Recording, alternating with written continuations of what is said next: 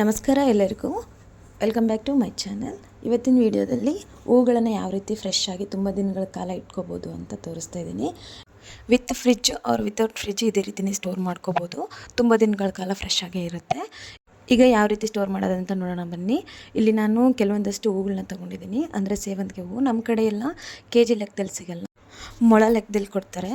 So ನಮಗೆ ಟೈಮ್ಗೆ ಹೂಗಳು ಸಿಗಲ್ಲ, ಡೈಲಿ ನಮಗೆ ಅವೈಲೇಬಲ್ ಇಲ್ಲ ಹಬ್ಬಗಳ ಟೈಮಲ್ಲಿ ಜಾಸ್ತಿ ತೊಗೊಂಡಿರ್ತೀವಿ, ಇಲ್ಲ ಕೆಲವೊಂದು ಸರಿ ರೇಟ್ ಕಮ್ಮಿ ಇದೆ ಅಂತಲೇ ಜಾಸ್ತಿ ತೊಗೊಂಡ್ಬಿಟ್ಟಿರ್ತೀವಿ. ಸೊ ಆವಾಗ ಯಾವ ರೀತಿ ಸ್ಟೋರ್ ಮಾಡೋದಂತ ಗೊತ್ತಾಗಲ್ಲ. ಸೊ ಆವಾಗ ತೊಗೊಂಡಿದ್ರೂ ವೇಸ್ಟ್ ಆಗುತ್ತೆ. ಯಾಕೆಂದರೆ ಚೆನ್ನಾಗಿ ನೀಟಾಗಿ ಫ್ರೆಶ್ ಆಗಿರಬೇಕಂದ್ರೆ ಅದು ಪ್ರಾಸೆಸ್ ಇದೆ. ಸೊ ಆ ರೀತಿ ನಾವು ಮಾಡಿಲ್ಲ ಅಂದರೆ ತೊಗೊಂಡಿದ್ದೂ ಸಹ ವೇಸ್ಟ್ ಆಗುತ್ತೆ. ಸೊ ಹಂಗಾಗಿ ನಾವು ತಗೊಂಡ್ಮೇಲೆ ಯಾವ ರೀತಿ ಸ್ಟೋರ್ ಮಾಡಿಡಬೇಕು ಅಂತ ನೋಡೋಣ. ನಮಗೆ ಇಲ್ಲಿ ಮೊಳದ ಲೆಕ್ಕದಲ್ಲಿ ಕೊಡೋದು ಅಂತ ಹೇಳಿದ್ನಲ್ವ. ಸೊ ಮೊದಲು ನಾವು ಅದನ್ನೆಲ್ಲ ಸಪ್ರೇಟಾಗಿ ಮಾಡ್ಕೊಳ್ತಿದ್ದೀನಿ. ಅದು ಸಪ್ರೇಟಾಗಿ ಮಾಡಲೇಬೇಕು, ಯಾಕೆಂದರೆ ಅದರಲ್ಲಿ ದಾರ ಇರುತ್ತೆ.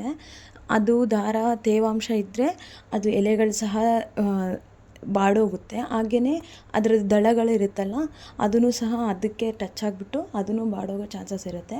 ಹಂಗಾಗಿ ಸೊ ಎಲ್ಲನೂ ನಾನು ಕಟ್ ಮಾಡಿಬಿಟ್ಟು ಸಪ್ರೇಟ್ ಮಾಡ್ತಿದ್ದೀನಿ. ಈವನ್ ಅದಕ್ಕೆ ಒಂಚೂರು ದಾರ ಇದ್ರೂ ಸಹ ಅದನ್ನು ತೆಗೆದಾಕಬೇಕು. ಹಾಗೆಯೇ ನಾನಿಲ್ಲಿ ತೊಗೊಂಡ್ಬಿಟ್ಟು 1-2 ದಿನ ಆಗಿತ್ತು ಈ ಹೂವನ್ನ, ಹಾಗೆ ಇಟ್ಬಿಟ್ಟಿದ್ದೀನಿ. ಸೊ ಹಂಗಾಗಿ ಸ್ವಲ್ಪ ಬಾಡ್ದಾಗಿತ್ತು. ಸೊ ಅದರಲ್ಲಿ ನನಗೆ ಯಾವ್ದು ಬಾಡಿದೆ ಅಂತ ಅನಿಸುತ್ತೋ ಅದನ್ನು ಸಪ್ರೇಟಾಗಿ ತೆಗೆದು ಅದರಲ್ಲಿ ದಳಗಳು ಯಾವ ರೀತಿ ಕೊಳ್ತಾಗಿ ಕಾಣಿಸುತ್ತಲ್ಲ, ಸೊ ಅದನ್ನೆಲ್ಲ ಕ್ಲೀನಾಗಿ ತೆಗೆದುಬಿಡಬೇಕು, ರಿಮೂವ್ ಮಾಡಬೇಕು. ಅದನ್ನು ಪೆಟಲ್ಸ್ನ ಹಾಗೆ ಬಿಡಬಾರ್ದು. ಆ ಹೂಗಳಲ್ಲಿ ಹಾಗೆ ಬಿಟ್ಟರೆ ಆ ಜೊತೆಲಿರೋ ಹೂಗಳು ಸಹ ಹಾಳಾಗೋ ಚಾನ್ಸಸ್ ಇರುತ್ತೆ. ಸೊ ಹಂಗಾಗಿ ಅದನ್ನು ಸಪ್ರೇಟಾಗಿ ಕ್ಲೀನಾಗಿ ತೆಗೆದುಬಿಡ್ತಿದ್ದೀನಿ. ಆಮೇಲೆ ಇದನ್ನು ಒಂದು ಬಾಕ್ಸಲ್ಲಿ ನ್ಯೂಸ್ ಪೇಪರ್ನ ಪ್ಲೇಸ್ ಮಾಡ್ಕೊಳ್ಬೇಕು. ಅದಾದಮೇಲೆ ನಾವು ಬಿಡಿಸಿಟ್ಟಿರ್ತೀವಲ್ವ ಹೂವು, ಅದನ್ನು ಅದರೊಳಗೆ ಹಾಕಬೇಕು. ಅದು ಹಾಕಿದ್ಮೇಲೆ ನೀವು ಎಷ್ಟು ಹೂವು ಹಾಕ್ತಿರೋ ಅಷ್ಟರವರೆಗೂ ನ್ಯೂಸ್ ಪೇಪರ್ ಇರಲೇಬೇಕು. ಆಮೇಲೆ ಅದನ್ನು ಜಾಸ್ತಿ ಪ್ರೆಸ್ ಮಾಡೋಕ್ಕೆ ಹೋಗ್ಬಾರ್ದು, ಸುಮ್ಮನೆ ಹಾಕ್ಬೇಕಷ್ಟೇ. ಅದಾದಮೇಲೆ ನೀವೇನಾದರೂ ಬೇರೆ ಬೇರೆ ರೀತಿ ಹೂಗಳು ತೊಗೊಂಡಿದ್ರೆ, ನಾನಿಲ್ಲಿ ಸೇವಂತಿಗೆ ಹಾಗೆ ಗುಲಾಬಿ ತೊಗೊಂಡಿದ್ದೇನೆ.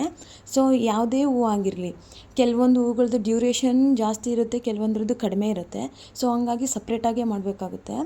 ಸೊ ನೀವು ಸೇವಂತಿಗೆ ತೊಗೊಂಡಿದ್ದೀನಲ್ವ, ಅದೆಲ್ಲ ಹಾಗೆ ಕಂಪ್ಲೀಟ್ ಆದಮೇಲೆ ಅದ್ರ ಮೇಲೆ ಒಂದು ನ್ಯೂಸ್ ಪೇಪರ್ನ ಪ್ಲೇಸ್ ಮಾಡ್ತಿದ್ದೀನಿ. ಸೊ ಅದೆಲ್ಲ ಆದಮೇಲೆ ಗುಲಾಬಿನ ಅದ್ರ ಮೇಲೆ ಹಾಕಬೇಕು. ಇವಾಗ ನಾವು ಸೇವಂತಿಗೆ ಜಾಸ್ತಿ ದಿನ ಇರುತ್ತೆ, ಗುಲಾಬಿನೂ ಇರುತ್ತೆ, ಇಲ್ಲ ಅಂತಲ್ಲ, ಸ್ವಲ್ಪ ಇತ್ತು ಅಂತಂದು ಹೇಳ್ಬಿಟ್ಟು ಮೇಲೆ ಹಾಕಿದ್ದೀನಿ.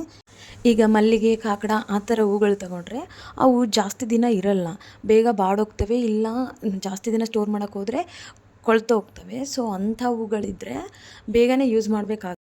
ನಾನೀಗ ಗುಲಾಬಿನ ಸಪ್ರೇಟಾಗಿ ಮೇಲೆ ಹಾಕ್ತಿದ್ದೀನಿ. ಅದ್ರ ಮೇಲೂ ಸಹ ಇನ್ನೊಂದು ನ್ಯೂಸ್ ಪೇಪರ್ನ ಪ್ಲೇಸ್ ಮಾಡಬೇಕಾಗುತ್ತೆ. ಹಾಗೇ ಬಿಡಬಾರ್ದು ಅದನ್ನು ಸಹ. ಅರೌಂಡ್ ಇದು 2 ವೀಕ್ಸ್ವರೆಗೂ ಚೆನ್ನಾಗಿ ಫ್ರೆಶ್ ಆಗೇ ಇರುತ್ತೆ. ನೀವು ಒಂದ್ಸರಿ ಈ ಥರ ಟ್ರೈ ಮಾಡಿ ನೋಡಿ, ನಿಮಗೆ ಗೊತ್ತಾಗುತ್ತೆ. ವಿಡಿಯೋ ನೋಡಿದ್ದಕ್ಕಾಗಿ ಎಲ್ಲರಿಗೂ ಧನ್ಯವಾದಗಳು. ಹಾಗೆಯೇ ನನ್ನ ಚಾನಲ್ನ ಸಬ್ಸ್ಕ್ರೈಬ್ ಆಗೋದನ್ನ ಮರಿಬೇಡಿ. ಹಾಗೆಯೇ ಸಬ್ಸ್ಕ್ರೈಬ್ ಬಟನ್ ಪಕ್ಕ ಬೆಲ್ಲೈಕನ್ ಇರುತ್ತೆ, ಸೊ ಅದನ್ನು ಸಹ ಕ್ಲಿಕ್ ಮಾಡ್ಕೊಳ್ಳಿ. ನಾನು ಯಾವುದೇ ವೀಡಿಯೋನ ಅಪ್ಲೋಡ್ ಮಾಡಿದಾಗ ನಿಮಗೆ ನೋಟಿಫಿಕೇಷನ್ ಬರುತ್ತೆ, ಇನ್ ಟೈಮಲ್ಲಿ ನೀವು ನೋಡ್ಬೋದು.